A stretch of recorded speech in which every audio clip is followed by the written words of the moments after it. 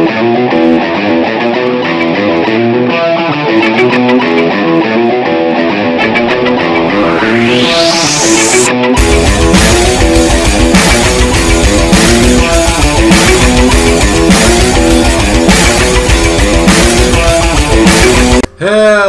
guys and welcome to another Power Rankings. So today I am rating my top 5 comic books that were turned into TV shows. So there has been a lot of comic books that became TV programs. Now obviously I'm not including films, so I'm not including stuff like the Avengers, Hulk, all them sort of things that became films. This is stuff that got a full TV series. So let's start it off. Number 5, Marvel's of Agents of S.H.I.E.L.D. So this is when all the Avengers films were coming out and all that. They then did a TV series to follow it, which kind of was a spin-off from the films as well. So it was a comic book that turned into a film that then got a spin-off. It was a long way down the line, was that one. There was a lot happening with it, but it was very interesting seeing these new characters that were never introduced in the films brought into it. The different parts about the agency S.H.I.E.L.D. that was brought in, and due to all this as well, there was the comic book side of it, which I think I wouldn't say they stuck to it, but some of the storylines that was going down was based quite heavily on the comic books, and the way that they did it, the changes as well that they made, I thought was very interesting, and it led for a very, very interesting TV series. Now at number 4 is Daredevil. Now the reason Daredevil is at number 4 is mainly because they did a film of Daredevil quite a while ago, and most people you will ask will say that film was absolutely terrible. And when Marvel brought out the TV series, it was a Netflix original. If it wasn't a Netflix original, I think it could have been a bit higher on the scale, due to the fact that it is a very, very dark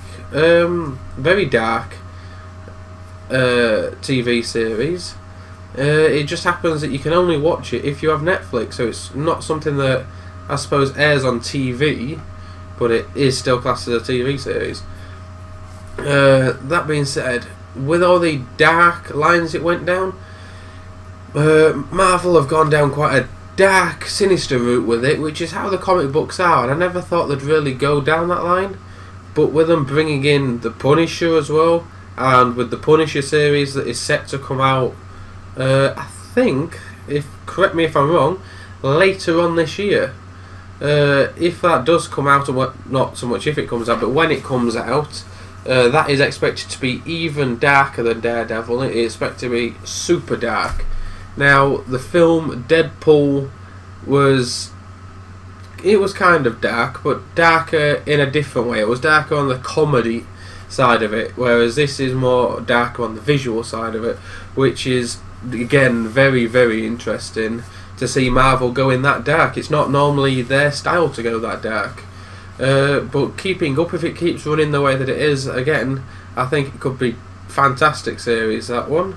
Number 3 goes to The Flash. Now this is the first entry in the charts from DC, and this one gets the reason why this one's at number 3, is because the Barry Allen character is well played. It's really well played, and it could be higher up in the rankings, I suppose, but the reason why it's at number 3 is due to the fact that the comic books that they use in the kind of going through every different comic book series that there was. They're not just running one specific storyline. They're basically trying every Flash storyline that there was. I mean, even the Earth 2 stuff, that was a small series that they brought out in the comic books that wasn't really part of the Flash comic books. It was something different, was that one, I believe. I mean, Flash was also part of Earth 2, as along with a lot of other comic books, but the introduction of Earth 2 was its own comic, surprisingly enough. So, again, it's some interesting concepts have gone there. I mean, you've got the Reverse Flash, you've got Zoom, which again in the comic books were practically the same person. And then you've got with the new series, you've got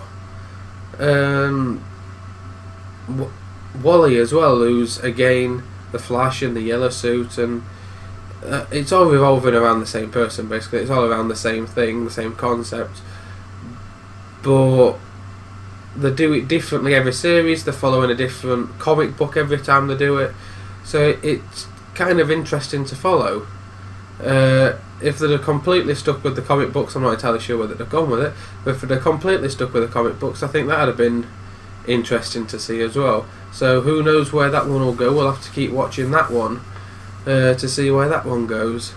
And now, number 2, people may shoot me down for this one, and people may say that it deserves to be at number 1, but at number 2, The Walking Dead.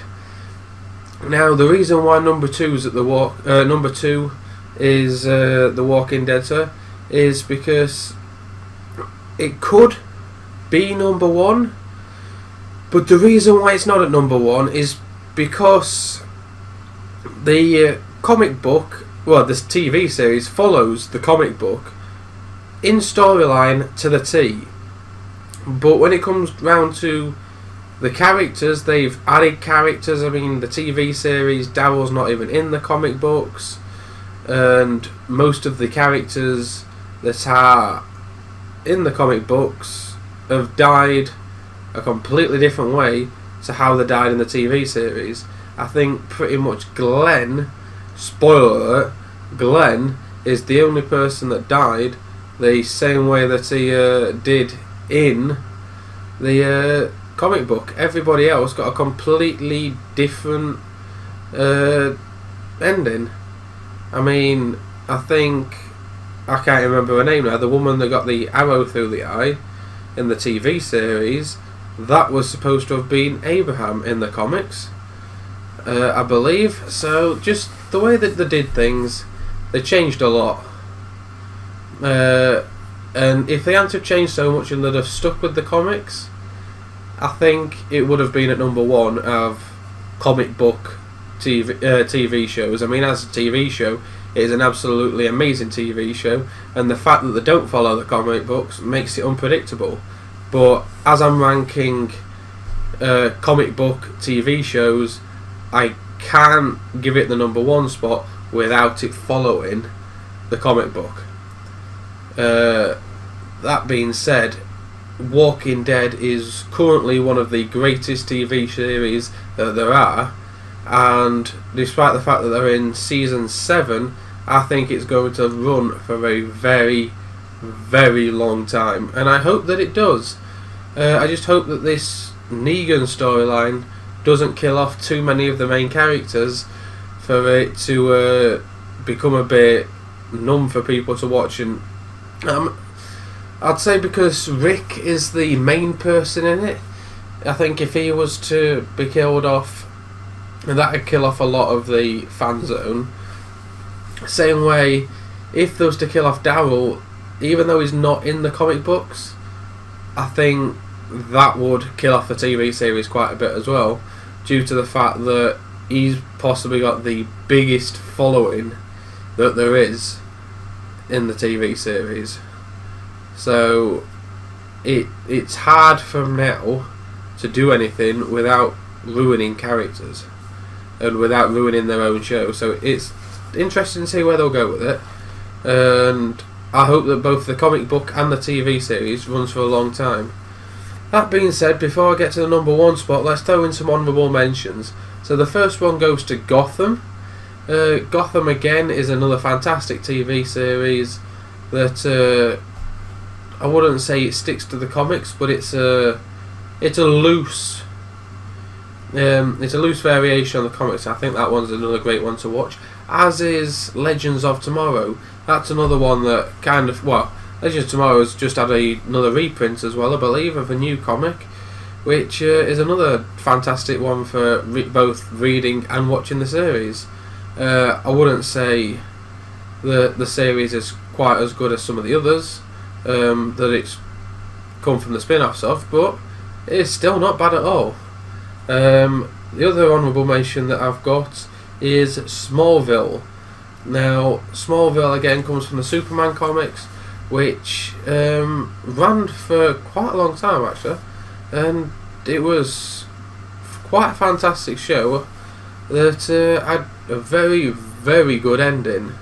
The way that they ended Smallville, it was fantastic.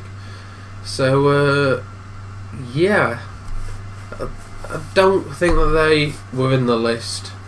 I mean, they had potential to be in the list, but I don't think they quite made the list, because at number one we have Arrow. Now, the reason Arrow is at the number one list is it was the first of the DC comics really to get its own TV show recently, that you kind of looked at and went, this could be it. There's not many people that knew of the Green Arrow. I mean, when you talk DC comics, you talk Batman, you talk Superman, you talk Wonder Woman. Now you maybe even talk Flash, Aquaman, Justice League characters.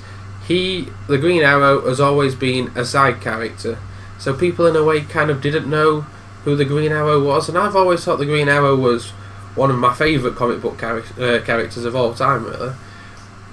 And for him to bring in the Green Arrow, give him his own identity and all that, I thought it was fantastic what they did with it. And Stephen Amell playing the Green Arrow does an absolutely amazing job of it as well. So everything that they've done for the Green Arrow character is absolutely fantastic, and with them bringing in as well the films of the Justice League, the Suicide Squad, I hope that they do something as well with Green Arrow being in there as well somewhere. Even if they bring the League of Assassins in as well, that'd be the whole lot brought in to the DC universe with the side characters of Green Arrow and whatever else. I mean, that'd be absolutely fantastic, and he might actually start getting the credit he deserves for being possibly and arguably the greatest archer of all time. I mean, some people may also disagree with me there and say for comic book archers you should have Hawkeye mentioned. I disagree. I'd always say that the Green Arrow is better than Hawkeye, and if people want to argue which is better in the way of DC versus Marvel, again, argue in the comments, but I will say that DC has better content than Marvel. There you go, I've said it, shots fired. People can argue with me in the comments below, I will comment back as well, so feel free to start an argument there, or drop us a personal message if you think you've got something to say. Find us on Twitter as well, find us on Instagram, hell, find us any way that you can. Let us know what you think. Who is better, Marvel or DC? Do you not think either of them are the best? Do you think somebody else is? Do you think that Arrow is the best comic book to get its own TV series, or do you think something else should have? Let me know, and we'll get back to this later on. But for now, I need to go to bed because I am up for work at 5 in the morning. So I will see you guys later. This has been your Power Rankings, and I will see you next week for some more, and I will see you tomorrow for another Sunday review. Bye for now, guys. Bye.